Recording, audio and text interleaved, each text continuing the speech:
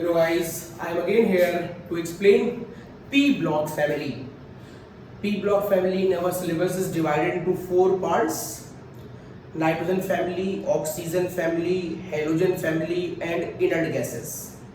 One by one I will explain about each family. Today my lecture on the nitrogen family.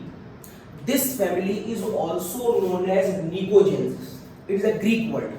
Nicogen means in English is a explosive nature. Nitrogen family में ज़्यादातर elements का nature explosive होता है, ज़्यादातर element explosive compound बनाते हैं, इसलिए हमने इनको निकोजेंस कह रखा है. फॉर एग्जाम्पल नाइट्रोजन अपने में खुद ये मैंने 5 एलिमेंट लिखे हैं: नाइट्रोजन, फास्फोरस, आर्सेनिक, एंटीमनी और बिस्मथ. इसको याद करने की मैंने पोयम बताई आपको पहले भी कई बार. नाना, पापा, आशु सब बीमार. आशु किसी भाई का नाम मान ले. नाना भी बीमार है, नाना पापा, पापा भी बीमार है, नाना पापा आशु, आशु छोटे भाई का नाम, सब बीमार है. तो ये 5 एलिमेंट्स जिसमें nitrogen is a main element of this family. और नाइट्रोजन के अंदर एक्सप्लोजिव कंपाउंड बनाने की बहुत मैक्सिमम टेंडेंसी होती है. फास्फोरस भी काफी एक्सप्लोजिव कंपाउंड बनाता है और हम इसलिए इनको निकोजेंस कहते हैं.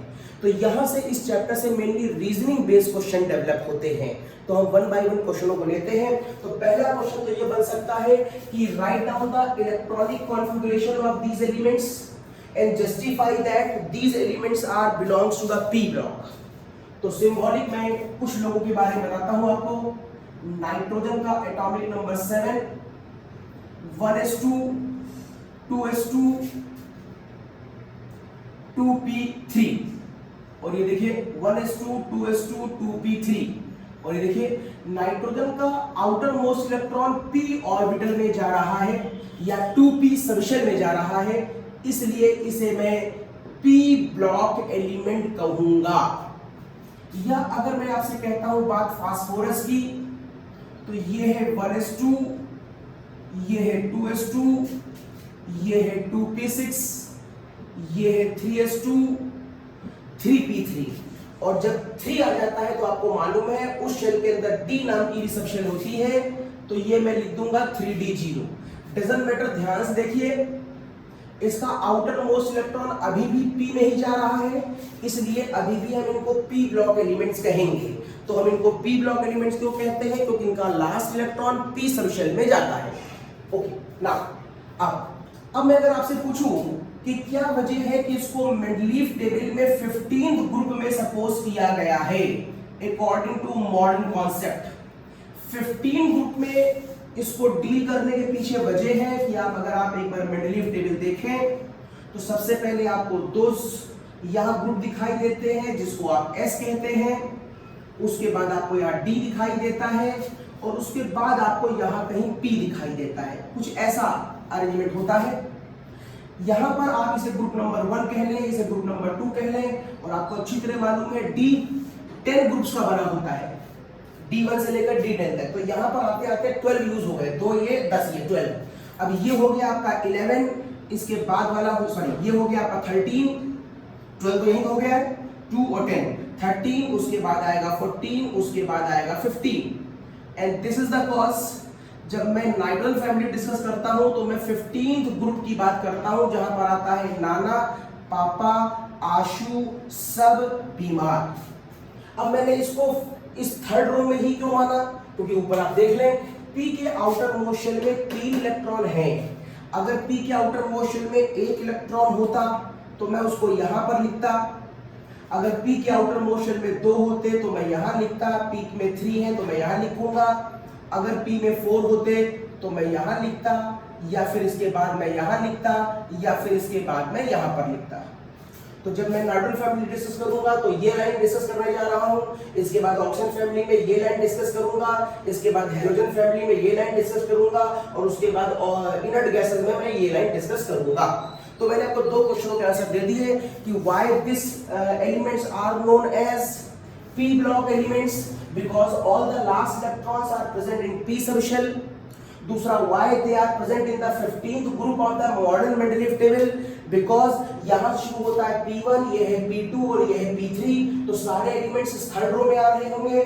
शुरू में S ब्लॉक में 2, D में 10, 12 पहले यूज हो गए, तो 11, 13, 14 और 15 नंबर इसका आना चाहिए था। Okay, now my next question is why nitrogen have fixed valency while phosphorus have a tendency to show variable valency। क्या वजह है कि नाइट्रोजन लगभग फिक्स वैलेंसी दिखाता है? वैसे इसकी वैलेंसी भी कभी 3 और 4 भी ला सकते हैं, लेकिन फास्फोरस में हम कहते हैं कि इसमें वेरिएबल वैलेंसी होती है और वो 3 और 5 होती है। क्या वजह है? तो आप इस वजह को समझ सकते हैं इसके इलेक्ट्रॉनिक कॉन्फ़िगरेशन से। नाइट्रोजन का एटॉमिक नंबर 7, आप कहेंगे 1s2 2s2 2p3, और अगर आप इस आउटर मोस्ट शेल को देखें तो इसको आप कहते हैं वैलेंस शेल।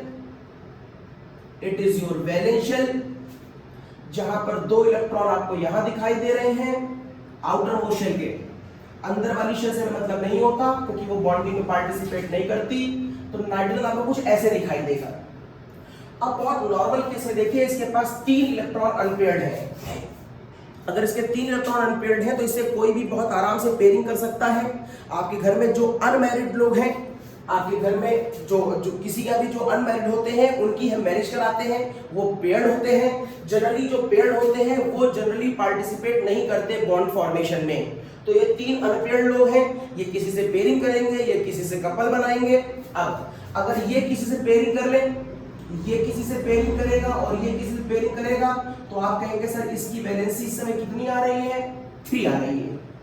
इस समय इसकी वैलेंसी 3 है, जबकि ये इलेक्ट्रॉन अभी बॉन्डिंग में पार्टिसिपेट नहीं कर रहा। In the normal case even ये भी वैलेंस शेल के ही इलेक्ट्रॉन है, लेकिन इनको हम कहेंगे लोन पेयर का इलेक्ट्रॉन, और जो बॉन्डिंग में पार्टिसिपेट करते हैं उन्हें हम कहेंगे बॉन्ड पेयर का electron. And this is the cause nitrogen के अंदर जनरली आप एक लोन पेयर दिखाते हैं, और ये देखिए अमोनिया के डायग्राम में नाइट्रोजन 3 बॉन्ड बनाता है क्योंकि नाइट्रोजन की वैलेंसी 3 है।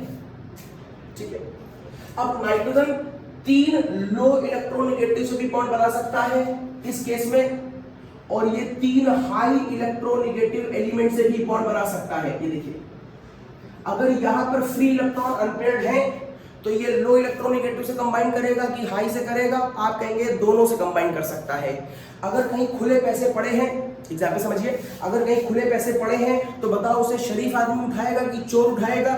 अरे भाई, कहीं पैसे पड़े हैं, अगर 500 की नोट सड़क पे पड़ी है तो उसे उठा लेने वाला शरीफ है या चोर है ये तो नहीं कह सकते, दोनों ही लोग उठा सकते हैं क्योंकि वो पैसे खुले पड़े हैं। इसका मतलब मैं यहाँ शरीफ आदमी कह रहा हूँ लो इलेक्ट्रोनेगेटिव एलिमेंट को, और चोर कह रहा हूँ हाई इलेक्ट्रोनेगेटिव एलिमेंट को। जब पैसे खुले पड़े हो मतलब फ्री अनपेयर्ड इलेक्ट्रॉन हो तो उससे बॉन्डिंग लो इलेक्ट्रोनेगेटिव भी कर सकता है, दैट इज शरीफ, और हाई इलेक्ट्रोनेगेटिव भी कर सकता है, दैट इज गुंडा। ओके, तो यहाँ पर दोनों ही संभावनाएं पॉसिबल है, लेकिन एक बात ध्यान से देखिए, यहाँ n की वैलेंसी 3 ही आ रही है। कुछ एक आध केसेस में नाइट्रोजन के ये इलेक्ट्रॉन भी बॉन्डिंग में पार्टिसिपेट कर जाते हैं। किन में करते हैं थोड़ी देर बताऊंगा, नाइट्रिक एसिड में करता है बताऊंगा। और अगर ये इलेक्ट्रॉन भी बॉन्डिंग में पार्टिसिपेट कर जाए तो उन केसों में नाइट्रोजन की मैक्सिमम कोवैलेंसी 4 हो जाती है, क्योंकि वहां पर इन दोनों इलेक्ट्रॉनों को मैं एक बार में as a coordinate bond use करता हूं। तो इसका स्ट्रक्चर थोड़ी देर बाद मैं आपको नाइट्रिक एसिड में बताऊंगा और वहां दिखाऊंगा कि अगर ये इलेक्ट्रॉन बॉन्डिंग में पार्टिसिपेट करे तो नॉर्मल वैलेंसी 3, और अगर ये दोनों इकट्ठे कर लेंगे तो एक कोऑर्डिनेट बॉन्ड बनाएगा और उस समय में इसकी मैक्सिमम कोवैलेंसी 4 बोलेंगे। तो this is the explanation that nitrogen generally shows 3 valency. Now जब मैं फास्फोरस की बात करता हूं तो फास्फोरस 15 होता है, इसको मैं लिखता हूं 1s2 2s2 2p6 3s2 3p3, और आपको मालूम है 3 में D0 खाली पड़ा होता है। ये हो गई आपकी वैलेंस शेल, इसे हम कहते हैं वैलेंस शेल। इस स्ट्रक्चर को ओपन कर ले, इसके पास 2 इलेक्ट्रॉन, इसके पास 3 अनपेयर्ड इलेक्ट्रॉन, और ये देखिए पूरा टर्म खाली पड़ा है। ये देखिए खाली पड़ा है। बताइए what is the normal valency of phosphorus? जो खाली पड़े हुए अनपेयर्ड इलेक्ट्रॉन है, जो अनपेयर्ड इलेक्ट्रॉन है, जो आपके पास अनमैरिड लोग हैं, जनरली वो लोग मैरिज करते हैं, जनरली वो लोग कपल बनाते हैं। This is the cause. इसकी नॉर्मल वैलेंसी कितनी हो गई? 3। अब ये खुले पैसे पड़े हुए हैं, अब इस खुले पैसों को चोर उठाएगा कि शरीफ उठाएगा? आप कहेंगे दोनों लोग उठा सकते हैं। इसलिए आप कह सकते हैं फास्फोरस में ये देखिए लोन पेयर दिखा दिया मैंने, और 3 लोगों ने बॉन्डिंग कर ली। This is the cause phosphorus pH3 बना सकता है, जिसको आप फास्टीन गैस कहते हैं। लेकिन इसी फास्फोरस के इलेक्ट्रॉनों को चोर भी उठा सकता है, मतलब जो इससे ज्यादा हाई इलेक्ट्रोनेगेटिव एलिमेंट हो, तो आप ये वाला केस भी यहां पर बना सकते हैं। बट बिकॉज ऑफ इसके पास वैकेंट डी ऑर्बिटल है, आप कहेंगे सिंस इट हैव आप कहेंगे since it has vacant D orbital, इसलिए आप यहां इसके इलेक्ट्रॉनों का प्रमोशन भी करा सकते हैं। मतलब आप इसके इस इलेक्ट्रॉनों को यहां पर जप भी करा सकते हैं, और इस घटना का नाम होता है excitation of electron. Excitation of electron, ये इलेक्ट्रॉन कूद कर यहां चला जाएगा, और यदि ऐसा हुआ तो यहां बचेगा 1, यहां हो जाएंगे 3, और यहां भी बचेगा 1। देखिए, और यदि ऐसा हुआ तो अब इसके पास कितने अनपेयर्ड हो गए हैं? 5।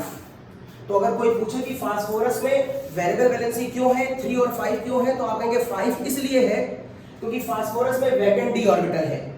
अगर यहां पर कोई आपसे पूछे कि 3 के बाद 4 कैसे हो गया था, तो 3 नॉर्मल केस में है, और 4 तब होगा जब इसकी कोऑर्डिनेट बॉन्ड भी एक बॉन्ड फॉर्म करेगी, तो आप कहेंगे इसकी मैक्सिमम कोवैलेंसी 4 है। इसकी मैक्सिमम कोवैलेंसी 5 नहीं हो सकती, क्योंकि इसमें डी नहीं है, इलेक्ट्रॉन अलग नहीं हो सकता। लेकिन इसमें इलेक्ट्रॉन अलग हो गया, और अगर इसमें इलेक्ट्रॉन अलग हो गया तो ये कोवैलेंसी 5 तक भी शो कर सकता है।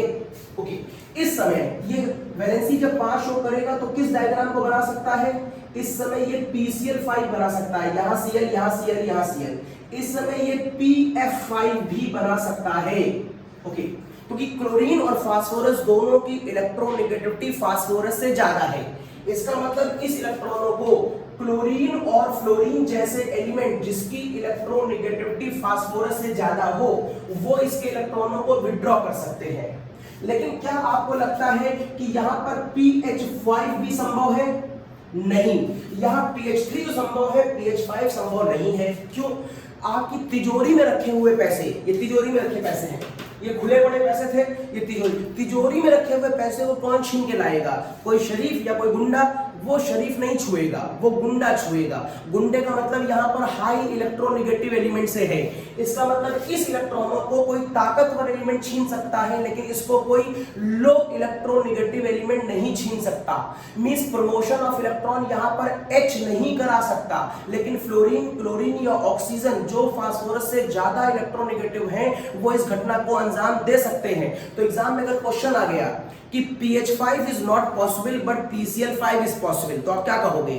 तो जब आपसे कहा जाए कि PCl5 is possible,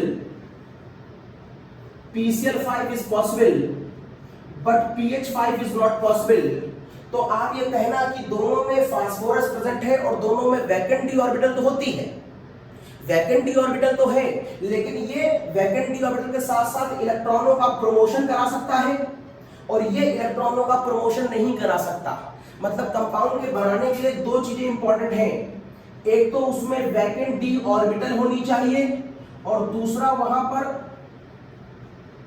promotion of electron की संभावना होनी चाहिए। और प्रमोशन ऑफ इलेक्ट्रॉन कौन कराएगा?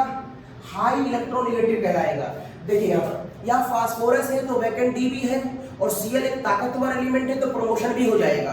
दोनों फैक्टर लग गए तो कंपाउंड बन जाएगा। यहाँ देखिए फास्फोरस है तो वैकेंट डी तो है, लेकिन H है मतलब लो इलेक्ट्रोनेगेटिव है, मतलब ये प्रमोशन नहीं करा पाएगा।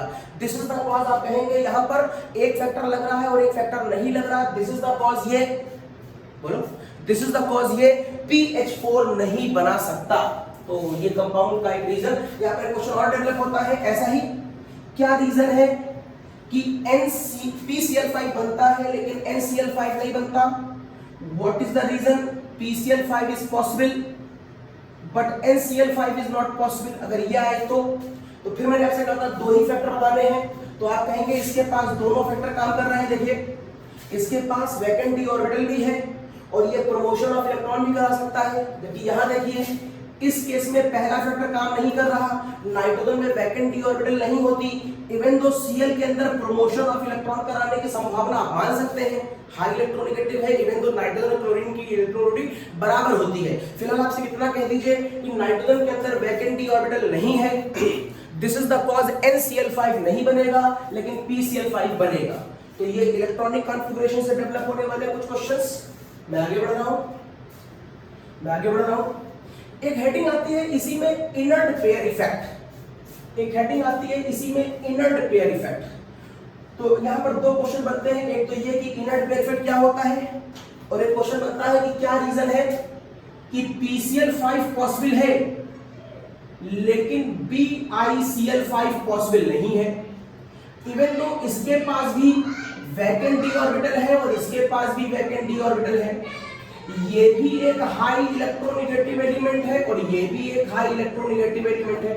अब अगर यहां पर दोनों संभावनाएं लग रही हैं तो फिर क्या वजह है कि यहां पर ये नहीं हो पाता? तो यहां पर आप कंपेयर कर रहे हैं फास्फोरस को बिस्मथ से। जब ऊपर से नीचे आते हैं तो यहाँ पर एक इफेक्ट और काम करता है जिसका नाम है इनर्ट पेयर इफेक्ट। समझिए पहले वो होता क्या है।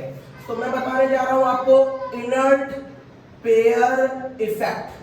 नाम से ही काफी कुछ क्लियर हो गया होगा आपको। इनर्ट का मतलब है निष्क्रिय, जो रिएक्शन में पार्टिसिपेट नहीं करेगा, और पेयर का मतलब है कम से कम मैं दो इलेक्ट्रॉनों की बात करने जा रहा हूं, मतलब किसी वजह से इसके दो इलेक्ट्रॉन रिएक्शन में पार्टिसिपेट नहीं करेंगे, इसको हम कहेंगे इनर्ट पेयर इफेक्ट। अब ये कैसे वर्क करता है इस बात को देखिए। फास्फोरस मैंने ऑलरेडी लिख रखा है, मैं फास्फोरस के नीचे ही लिख दे रहा हूं। यहाँ पे क्वेश्चन देख लिया है, मैं फास्फोरस के नीचे ही एक, चलिए इधर लिख देता हूं। तो मैंने फास्फोरस वहां लिखा हुआ है और अब लिख रहा हूं मैं आपके लिए ऑर्सेनिक। ऑर्सेनिक होता है 33, आपको SPDF लिखना आता होगा। ऑर्सेनिक होता है 33, आपको SPDF लिखना आता है 1s2, 2s2, 2p6, 3s2, 3p6, 4s2, 3d10 और ये देखिए आ गया 4p3। अब जरा देखिए क्या डिफरेंस आ रहा है, क्या डिफरेंस आ रहा है नाइट्रोजन का इलेक्ट्रॉनिक कॉन्फ़िगरेशन, फास्फोरस का और ऑर्सेनिक का। जरा डिफरेंस देखिए। यहां पर नाइट्रोजन के केस में 2s2 और 2p3 अगल बगल थे, जिसकी वजह से अगर आप इसका N+N मतलब इसका एनर्जी लेवल निकालेंगे तो ये दोनों लगभग एक दूसरे के बराबर आएगा, लगभग एक दूसरे के बराबर आएगा या स्लाइट डिफरेंस आएगा, जिसकी वजह से आप कहेंगे कि इलेक्ट्रॉन अगर ये पार्टिसिपेट करेगा बॉन्ड फॉर्मेशन में तो ये कहेगा मैं भी करूंगा क्योंकि मेरी एनर्जी आपकी एनर्जी के बराबर है। यहां देखिए इसके तुरंत बाद इसका N+L, दोनों का एनर्जी लेवल लगभग एक दूसरे के बराबर। दिस इज द कॉज आप कहेंगे जब ये बॉन्डिंग में पार्टिसिपेट करेगा तो ये कहेगा मैं भी करूंगा, अगर तुम बॉन्डिंग में पार्टिसिपेट करोगे तो मैं भी करूंगा, क्योंकि हम दोनों एक ही शेल के हैं और हम दोनों की एनर्जी लगभग एक दूसरे के बराबर है, क्योंकि हम दोनों के बीच में कोई और आदमी प्रेजेंट नहीं है। तो ये बॉन्डिंग करेगा तो ये भी करेगा, मतलब वैलेंसी 3 होगी तो तुरंत ही वहां पर क्या होगी 5 भी हो सकती है। यहाँ पर 3 और 2 5। ओके, यहां पर क्या होता है इस केस में देखिए, यहां पर जब आप आते हैं तो आप ये कहते हैं, ये देखिए 4p3 है दैट इज शेल नंबर 4 और ये 4s2 है that is shell number again 4। Shell number 4 के इलेक्ट्रॉन जब बॉन्डिंग में पार्टिसिपेट करते हैं 4p3 के, तो ये कहता है आपका शेल मेरी शेल के बराबर है इसलिए मैं भी बॉन्डिंग में पार्टिसिपेट करूंगा। ये कहता है आपका शेल मेरे शेल के बराबर है इसलिए मैं भी बॉन्डिंग में पार्टिसिपेट करूंगा। लेकिन ध्यान से देखिए इस बार इन दोनों के बीच में एक high energy gap already present है दैट इज 3d10। अगर ये बॉन्डिंग में पार्टिसिपेट करेगा तो इससे पहले इसको भी बॉन्डिंग में पार्टिसिपेट करना पड़ेगा, तो इतने सारे इलेक्ट्रॉन तो बॉन्डिंग में पार्टिसिपेट करते नहीं। दिस इज द कॉज हम ये कहेंगे कि जब 4p3 बॉन्डिंग में पार्टिसिपेट करेगा तो 4s2 हाई एनर्जी गैप की वजह से आप कहेंगे हाई एनर्जी गैप की वजह से 4s2 इलेक्ट्रॉन बॉन्डिंग में पार्टिसिपेट नहीं करेगा और जिसकी वजह से ये इलेक्ट्रॉन इनर्ट हो जाएगा। इसे हम रिलक्टेंट ऑफ NH2 इलेक्ट्रॉन भी कहते हैं। रिलक्टेंट ऑफ NH2, अगर कोई आपसे पूछे कि what is the definition of the inert pair effect, तो आप कह सकते हैं it is due to the reluctant of NH2 electron. What is the meaning of reluctant? Reluctant का मतलब है जब कोई काम ना करने की इच्छा जाहिर कर दी जाए कि मैं ये काम नहीं करूंगा, तो NH2 कहता है कि मैं बॉन्डिंग में पार्टिसिपेट नहीं करूंगा। NH2 ने कह दिया कि मुझे इसमें इंटरेस्ट नहीं है, इसे आप कहते हैं रिलक्टेंट। मींस अब उसने अपनी सहमति नहीं दी, तो NH2 के इलेक्ट्रॉन बॉन्ड पार्टिसिपेशन में पार्टिसिपेट करने के लिए मना कर देते हैं, और उसका रीजन है अ हाई एनर्जी गैप। और ये एनर्जी गैप किसने लाया? 3d10 ने लाया। ये 3d10 कहां से आया? जो आप सांप सीढ़ी बनाते हैं SPDF की 1s2 2s2 2p6 3s2, उसे लिख के देखिए तो आपको 3d10 दिखाई देगा। तो माय क्वेश्चन इज कि क्या रीजन है कि फास्फोरस में इनर रिपेयर इफेक्ट काम नहीं करता? तो आप कहेंगे क्योंकि इन दोनों के बीच में कोई एनर्जी गैप नहीं होता। क्या रीजन है कि नाइट्रोजन में इनर रिपेयर इफेक्ट काम नहीं करता? आप कहेंगे क्योंकि इन दोनों में कोई एनर्जी गैप नहीं होता।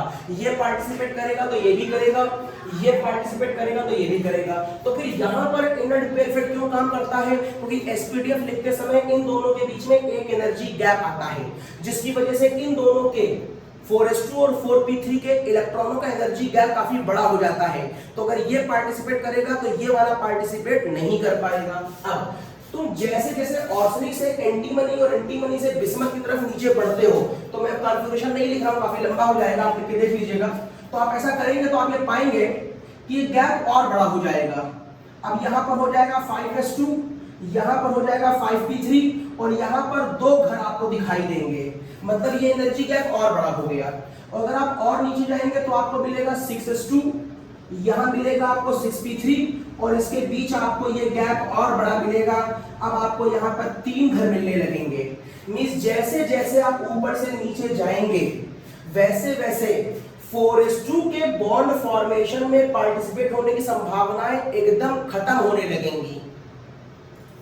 मतलब आप ये कह सकते हैं ऊपर से नीचे जाने पर nitrogen, phosphorus, arsenic, antimony, bismuth ऊपर से नीचे जाने पर +3 स्टेबलाइज होता है, +3 स्टेबलाइज होता है। मतलब ये वाला केस 5 भी दिखाएगा, 3 भी दिखाएगा, ये वाला केस 5 दिखाएगा, 5 बहुत कम दिखाएगा, मेनली 3 दिखाएगा। ये वाला केस 5 ना के बराबर दिखाएगा और 3 थोड़ा डोमिनेट करके दिखाएगा। ये वाला केस केवल 3 दिखाएगा, 5 बिल्कुल नहीं दिखाएगा। इसका मतलब ऊपर से नीचे जाने पर +3 की संभावनाएं बढ़ती हैं, जबकि नीचे से ऊपर जाने पर ये गैप छोटा होता जा रहा है। जब नीचे से ऊपर जाओगे ये गैप छोटा होता जाएगा, और गैप छोटा होता जाएगा तो +5 की संभावनाएं बढ़ती जाएंगी। और एक ही ग्रुप में ऐसा क्यों होता है? इसे आप कहते हैं due to inert pair effect. और इसी का रीजन हो गया कि फास्फोरस ऊपर होता है, ऊपर वाले +5 दिखा सकते हैं, इसलिए वो P से 5 बनाता है, जबकि बिस्मथ नीचे आता है, और नीचे आते समय इनर रिपेयर इफेक्ट की वजह से आपको 5 ऑक्सीडेशन नंबर दिखाई नहीं देगा, तो ये केवल BiCl3 बनाएगा, ये BiCl5 नहीं बनाएगा। एक स्क्रीनशॉट लीजिए इसका, आगे चलता हूं। यस, तो ये हो गया हमारा कि इनर रिपेयर इफेक्ट। चलिए बात थोड़ी सी और आगे बढ़ती है। हम नाइट्रोजन और फास्फोरस इन दो एलिमेंट को डिटेल में डिस्कस करेंगे एक एक करके। तो चलिए पहले डिस्कस करते हैं नाइट्रोजन के बारे में। तो पहला डिस्कशन नाइट्रोजन शुरू करते हैं, ये भी बता दें।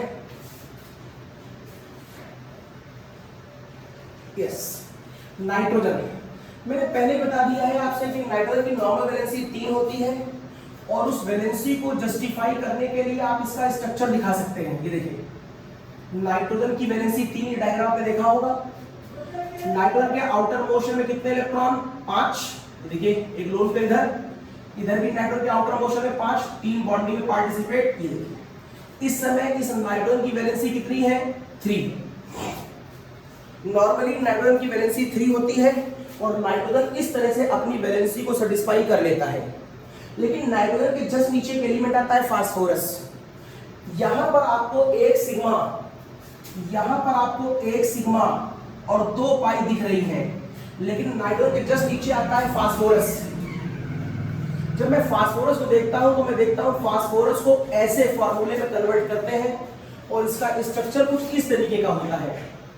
ये देखिए, मतलब इसमें एक भी पाई बॉन्ड नहीं होती है।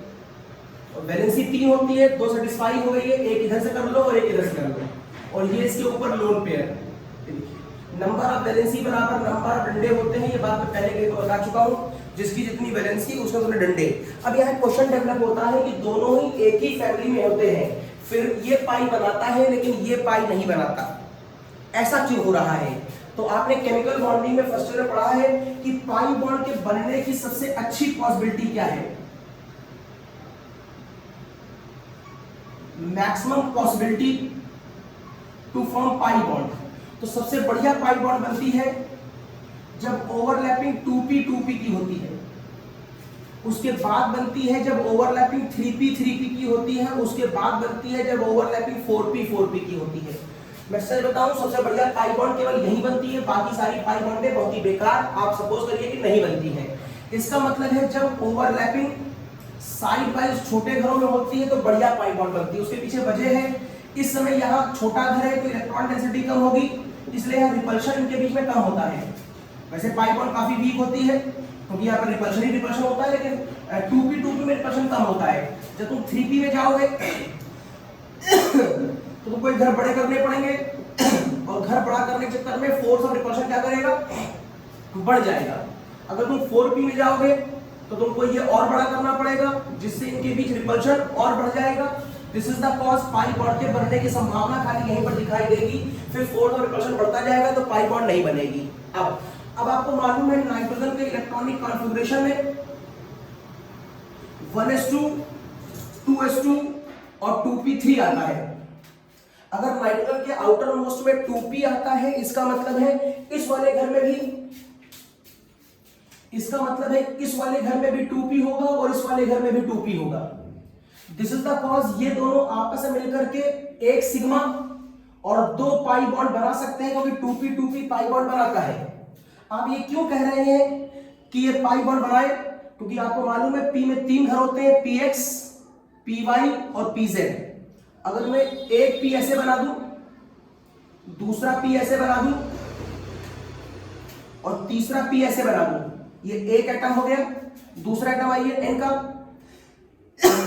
उसका एक p ऐसे बन गया, ये दूसरा p हो गया, और ये बना दीजिए इसका तीसरा p। तो इस तरीके से अगर आप देखें तो जो इंड टू इंड ओवरलैपिंग है वो सिग्मा की हो गई। इसने इसके साथ एक पाई बनाई, साइड वाइज ओवरलैपिंग और एक side wise overlapping. This is the cause nitrogen triple bond बना सकता है with the help of a sigma bond as well as with the pi bond, क्योंकि वहां पर घर 2p के होते हैं और 2p पाई बॉन्ड बना सकता है। लेकिन जब मैं फास्फोरस की बात करता हूं तो आपको मालूम है फास्फोरस 15 जब आप लिखते हुए आएंगे तो आपको यहां 3p3 मिलेगा। एक फास्फोरस दूसरे फास्फोरस के 3p3 से मिलकर के पाई बॉन्ड नहीं दे सकता, जिसका लॉजिक मैंने आपको दे दिया। अब अगर ये पाई नहीं बनाएगा तो ये क्या बनाएगा? सिग्मा बनाएगा, और सिग्मा बना करके अपनी वैलेंसी 3 पूरी करेगा।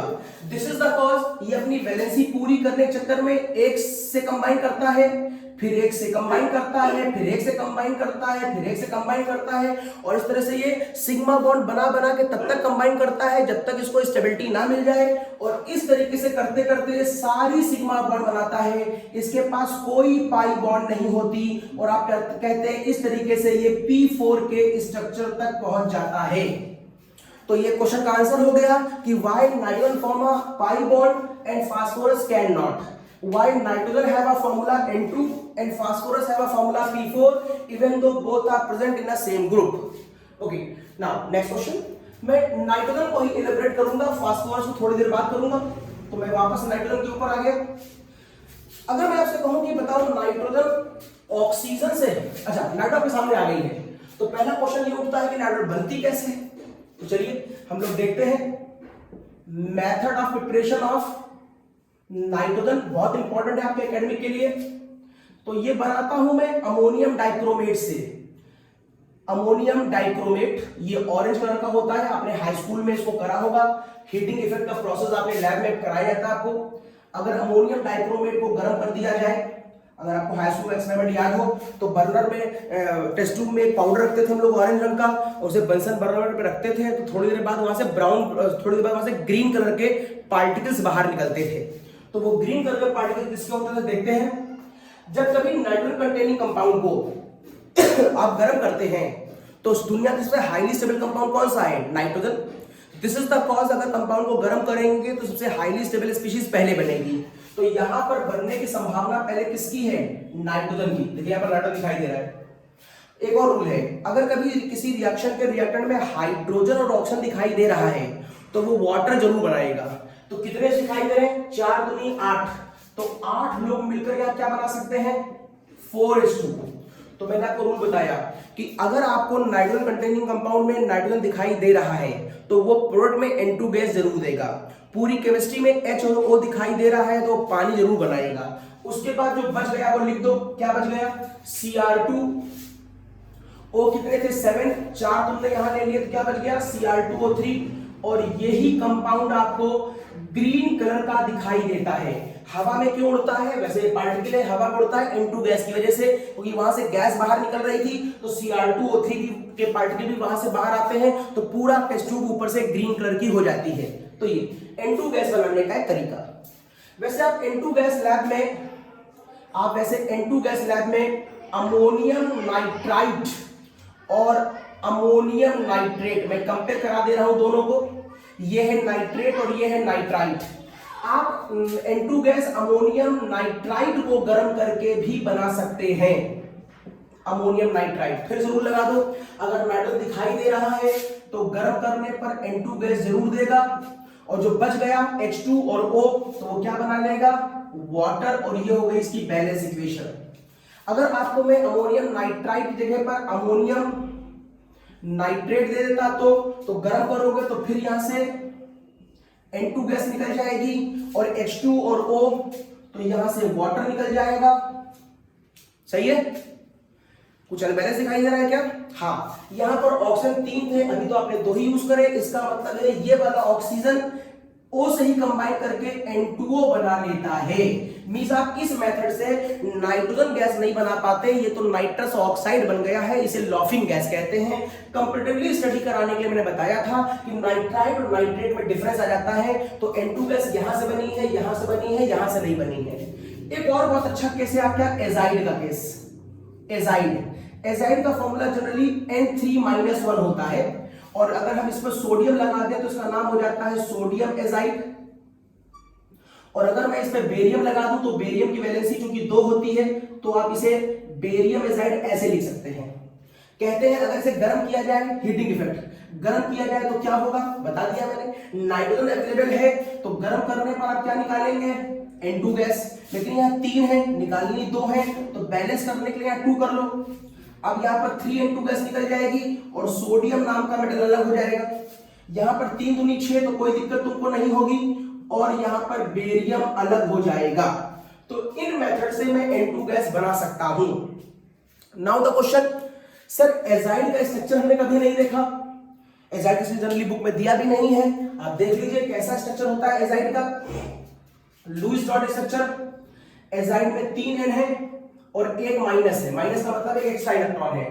N के आउटर में कितने इलेक्ट्रॉन, 5 5 5 और एक एक्स्ट्रा इलेक्ट्रॉन, कुल कितने इलेक्ट्रॉन है, 16। हम 16 इलेक्ट्रॉन को लेकर के इसका इलेक्ट्रॉनिक कॉन्फ़िगरेशन बनाएंगे। एजाइड के 2 स्ट्रक्चर मान्य हैं, आप दोनों में से कोई भी ले सकते हैं। पहला देखिए, अगर मैं आपसे कहूं मैं 3N को ऐसे लगाता हूं और नाइट्रोजन के आउटर मोशन में कितने इलेक्ट्रॉन, 5, इसके आउटर मोशन में कितने इलेक्ट्रॉन, 5, तो 5 और 5 10, लाने कितने हैं 16, तो इस वाले के आउटर मोशन में मैं 6 मान लेता हूं, क्योंकि N3-1 का मतलब है कुल 16 इलेक्ट्रॉन होने चाहिए, तो 5 यहां मान लिए, 5 यहां मान लिए, 6 यहां मान लिए। जैसे ही 5 से 1 ज्यादा हो जाएगा आप समझ जाएंगे वहां पर क्या आएगा, निगेटिव चार्ज आएगा, नॉर्मल से इलेक्ट्रॉन ज्यादा हो गया। यहां पर ये वाला इसके साथ, ये इसके साथ, ये इसके साथ बॉन्डिंग कर लेगा, तो कुछ देर के बाद आप कहेंगे कि अगर ये फिगर आई, तो ध्यान से देखिए, इसकी भी ऑक्टेट पूरी हो गई, इसकी भी ऑक्टेट पूरी हो गई, लेकिन इसके पास केवल 6 इलेक्ट्रॉन है, तो मैं क्या करूं कि इसकी भी ऑक्टेट पूरी हो जाए, एक कोऑर्डिनेट बॉन्ड दे दीजिए। ऐसा करेंगे तो इसके पास भी 8 हो जाएंगे। अब आप चाहें तो इसको ऐसे भी शो कर सकते हैं, ये हो गई n ट्रिपल बॉन्ड n। अगर आप कोऑर्डिनेट बॉन्ड को हटाकर खाली n लगा दें तो आपको मालूम है कोऑर्डिनेट बॉन्ड एक सेमी पोलर बॉन्ड होती है। इसका मतलब होता है कि जिधर इलेक्ट्रॉन दिखा रहे हो उधर माइनस जाएगा, जिधर एरो दिखा रहे हो, और जहां से दिखा रहे हो वहां प्लस जाएगा। तो एक माइनस तो पहले से था, अगर मैं कोऑर्डिनेट भी हटा दूं और सिंपल दिखाऊं तो मैं कहूंगा अब आप इस एरो का मतलब एक माइनस और मानेंगे, दैट इज -2, और यहां पर लिखेंगे +1। ये एजाइड का एक स्ट्रक्चर हो सकता है। लेकिन अगर आप इसके अलावा एजाइड का एक स्ट्रक्चर और देखना चाहें तो मेरे पास एक संभावना और है। यहां पर मैंने n की वैलेंसी 3 दिखाई थी, अब मैं n की वैलेंसी 3 फिर से दिखा सकता हूं, लेकिन तरीका बदल दूंगा। अब की एक इधर दिखाऊंगा, 2 इधर दिखाऊंगा, ऐसे।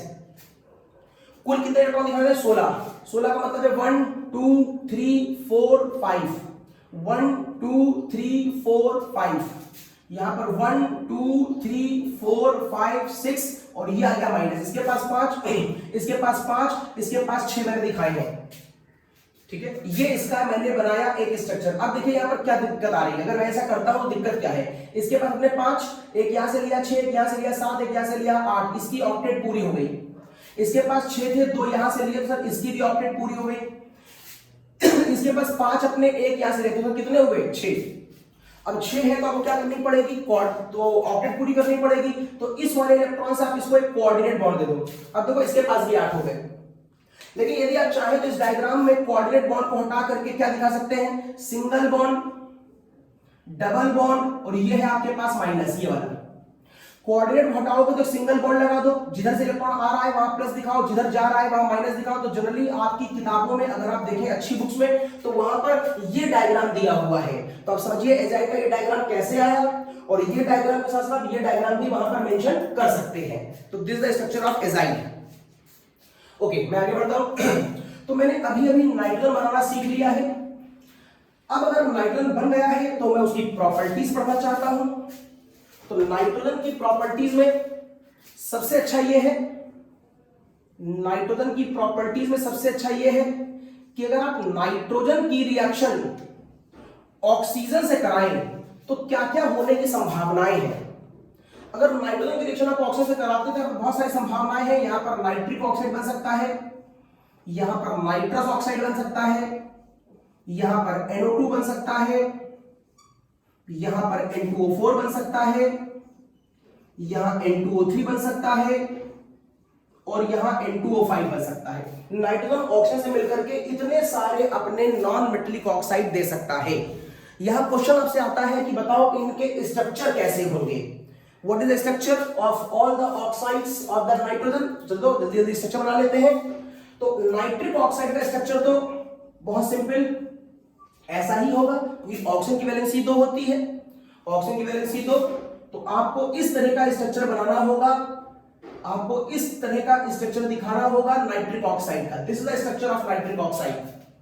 ओके, N2O का स्ट्रक्चर अगर दिखाना हो तो N2O का, तो आपको N2 का तो पहले से मालूम है, this is the structure of N2। और O के बारे में आपको मालूम है इसके पास 6 ही इलेक्ट्रॉन होते हैं, इट्स 6 इलेक्ट्रॉन।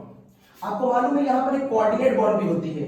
तो अगर ये कोऑर्डिनेट बॉन्ड इसको दे दी जाए तो यहां पर 6 थे, 2 इलेक्ट्रॉन और पहुंच गए, इसके भी 8 हो गए और इसके 8 और इसके 8 पहले ही थे। तो ये बन गया डायग्राम आता है N2O। अगर आपसे NO2 का डायग्राम पूछा जाए, NO2 का, तो आप कह सकते हैं, मैं ये रब कर रहा हूं, थोड़ा सा जगह बना लूं अपने लिए।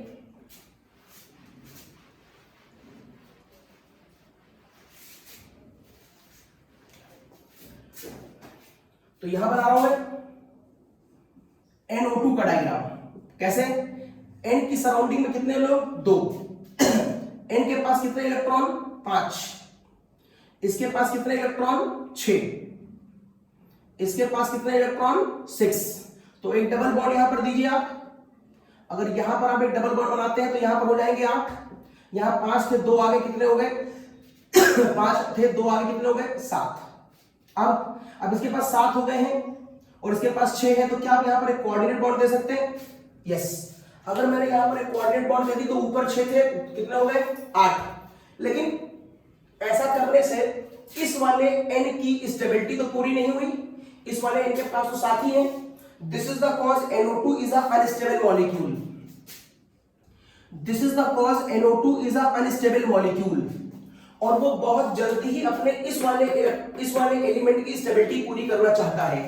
तो कैसे करेगा? वो अपना बना लेगा डाइमर, और डाइमर बना के क्या बनाएगा? अगर इसके दो मॉलिक्यूल डाइमराइज करा दिए जाए तो वो क्या बना लेगा? N2O4, इसके दो मिलकर N2O4 बना लेंगे, तो N2O4। अब N2O4 का स्ट्रक्चर कैसे दिखाओगे? This is the structure of NO2 and again this is the structure of NO2, और यहां से अगर ये कंबाइन कर जाए इस तरीके से तो देखिए बन गया N2O4। तो N2O4 का स्ट्रक्चर आपके पास सामने आ गया, N2 आ गया था, फिर N2O का आ गया था, फिर NO2 का आ गया, वो अनस्टेबल था तो N2O4 आ गया। अब अगर मैं आपसे कहूं N2O3 का स्ट्रक्चर बनाओ, N2O3 का, तो आप क्या करो? N के सामने N लगा दो और सराउंडिंग में O लगा दो, याद है ना? अंदर से बाहर वैलेंसी का घटता हुआ क्रम, तो इसकी वैलेंसी 3, इसकी वैलेंसी 2, इसकी वैलेंसी 2, इसकी वैलेंसी 2, अंदर से बाहर वैलेंसी घटता हुआ क्रम। N के पास आउटर में कितने इलेक्ट्रॉन? 5, और इस वाले N के पास भी आउटर में 5 इलेक्ट्रॉन, इसके पास कितने हैं? 6, इसके पास है 6, इसके पास है 6, तो एक डबल बॉन्ड, तो जहां 6 थे वहां कितने हो गए? 8, पूरा हो गया। यहां 5 थे, यहां से मिला 6, यहां से मिले 8, N की स्टेबिलिटी भी आ गई, तो चुपचाप एक कोऑर्डिनेट बॉन्ड दे दो। यहां पर इसके पास थे हमने कितने? 5, यहां से मिला 6, एक ये डबल बॉन्ड, अब 6 और 2 8 इधर भी हो गए और 6 2 8 इधर भी हो गए, इसकी भी स्टेबिलिटी आ गई। अगर मैं आपसे कहूं N2O3 बन गया है तो N2O4 बताओ, तो N2O4 में यहां पर खाली आप एक O और लगा देना, यहां पर एक O और लगा देना, कितना? Coordinate bond. तो ये डायग्राम तो है, तो तुम N2O4 का डायग्राम N2O के थ्रू बनाओ, या तुम N2O3 से एक स्टेप आगे बढ़ जाओ, एक को यहां पर लगा, एक कोऑर्डिनेट बॉन्ड लगा दो। नेक्स्ट N2O5, अगर मैं आपसे कहूं कि मुझे N2O5 का स्ट्रक्चर बताओ, तो आप वैसे ही जैसे आप N2O4 बना रहे थे बना लीजिए। N2O4, अब आपको एक O और बढ़ाना है, तो O आप बाहर की सराउंडिंग में नहीं बढ़ा सकते, वैलेंसी सेटिस्फाई नहीं होगी, इसलिए मजबूरी में आपको एक O बीच में यहां पर लगाना पड़ेगा। तो दिस इज द कॉज, आप O यहां लगा दीजिए, ये देखिए ऐसे फिगर आएगी, और फिर बाकी जैसे डायग्राम उसका बना है वैसे बना दीजिए। ऐसा करने पे आप पाएंगे कि सबकी ऑक्टेट पूरी हो रही, चेक कर लीजिएगा। This is the diagram of N2O5, check कर लीजिए सबकी स्टेबिलिटी पूरी हो रही है।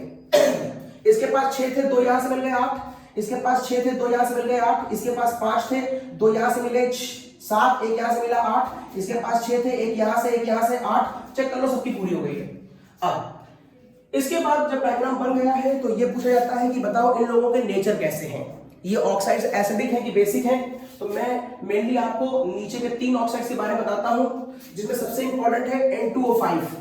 बताओ इसका नेचर कैसा होगा। अगर N2O5 का नेचर देखना है तो किसी का भी नेचर देखने का तरीका मैंने बताया था, उसकी रिएक्शन पानी से करा दो। अगर आपको केमिस्ट्री में कभी भी किसी कंपाउंड का नेचर पता करना होता है तो उस कंपाउंड से दोस्ती करने के लिए मैंने कहा था, और किसी से भी दोस्ती करने का आसान तरीका क्या होता है? उसे कुछ खिलाओ पिलाओ। सबसे